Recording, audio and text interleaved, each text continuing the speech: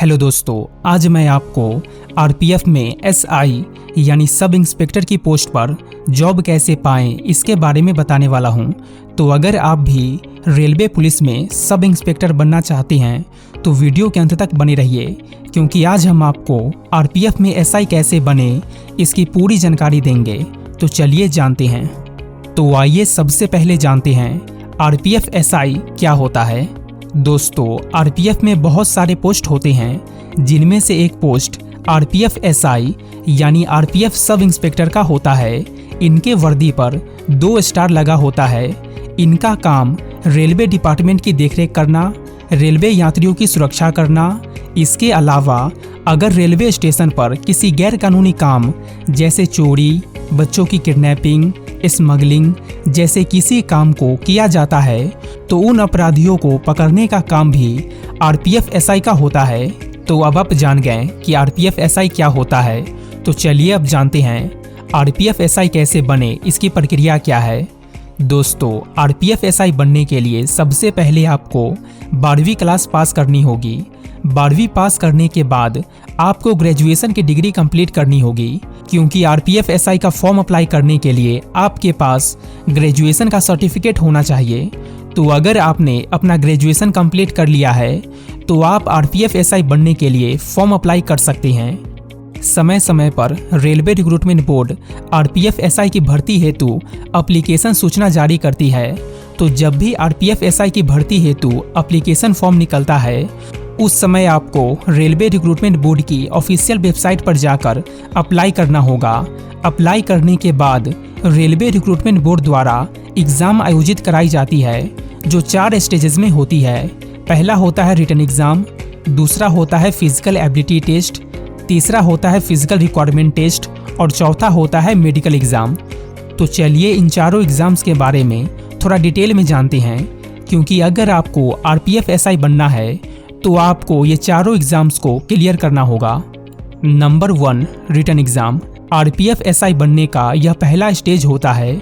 ये exam computer based exam होता है, यानी कि आपको ये एग्ज़ाम ऑनलाइन देनी होगी और आरपीएफ के द्वारा क्वेश्चन पेपर सभी भाषाओं में उपलब्ध कराए जाते हैं, जिनमें आपसे जनरल अवेयरनेस के 50 क्वेश्चन, अर्थमेटिक के 35 question, general knowledge and reasoning के 35 क्वेश्चन पूछे जाते हैं।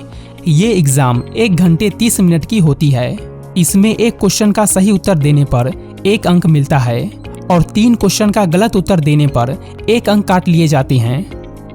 Number 2, physical ability test. जो कैंडिडेट आरपीएफ की कंप्यूटर बेस्ड एग्ज़ाम पास कर जाते हैं, उनको दूसरे स्टेज फिजिकल एबिलिटी टेस्ट के लिए बुलाया जाता है, जिसमें मेल कैंडिडेट को 1600 मीटर की दौड़ 5 मिनट 45 सेकेंड में पूरी करनी होती है और महिला कैंडिडेट को 800 मीटर की दौड़ 3 मिनट 40 सेकेंड में पूरी करनी होती है। जो कैंडिडेट्स रनिंग टेस्ट में पास हो जाते हैं, उनका long jump and high jump test लिया जाता है। लॉन्ग जंप मेल कैंडिडेट को 12 फीट की लॉन्ग जंप करनी होती है एंड फीमेल कैंडिडेट को 9 फीट की लॉन्ग जंप करनी होती है। जो कैंडिडेट लॉन्ग जंप में पास हो जाते हैं, उनका हाई जंप टेस्ट लिया जाता है, जिनमें मेल कैंडिडेट को 4 फीट ऊंचा कूदना होता है और फीमेल कैंडिडेट को 3 फीट ऊंचा कूदना होता है। जो कैंडिडेट इन सभी एग्ज़ाम्स को क्लियर कर लेते हैं, उनका फिजिकल रिक्वायरमेंट टेस्ट लिया जाता है, जिसमें कैंडिडेट की हाइट एंड चेस्ट को मापा जाता है। मेल कैंडिडेट की हाइट 165 सेंटीमीटर होनी चाहिए एंड फीमेल कैंडिडेट की हाइट 157 सेंटीमीटर होनी चाहिए। यहाँ पर SC ST कैटेगरी के कैंडिडेट को हाइट में कुछ छूट दी जाती है। इसके बाद कैंडिडेट्स का चेस्ट नापा जाता है, जिसमें मेल कैंडिडेट का चेस्ट 80 सेंटीमीटर होना चाहिए एंड फीमेल कैंडिडेट के चेस्ट के लिए कोई रिक्वायरमेंट नहीं है। Number 4, medical examination. Medical exam में आपको कुछ मापदंडों को पूरा करना होता है, जिसमें सबसे पहले आपकी आंखों को चेक किया जाता है, जिसमें आपकी आंखों का साइट 6/6 होना चाहिए। इसके अलावा कलर ब्लाइंडनेस, फ्लैट फुट और अन्य किसी भी तरह की शारीरिक दोष नहीं होना चाहिए। यदि आपके शारीरिक टेस्ट में कोई दोष है तो आपको मेडिकल जांच से निकाल दिया जाता है। जो कैंडिडेट मेडिकल एग्जामिनेशन में पास हो जाते हैं, उनका डॉक्यूमेंट वेरिफिकेशन किया जाता है। डॉक्यूमेंट वेरिफिकेशन में कैंडिडेट्स को मूल educational document, Aadhaar card, admit card, passport size photo आदि लेकर बुलाया जाता है। डॉक्यूमेंट्स और मूल प्रमाण पत्रों को अधिकारियों द्वारा जांचा जाता है और अगर सभी डॉक्यूमेंट्स सही पाए जाते हैं तो कैंडिडेट्स का सिलेक्शन आरपीएफ एसआई के रूप में कर लिया जाता है और कुछ महीनों के ट्रेनिंग के बाद उन्हें आरपीएफ एसआई के रूप में रेलवे स्टेशन पर तैनात कर दिया जाता है। तो चलिए अब जानते हैं आरपीएफ एसआई का सैलरी कितना होता है।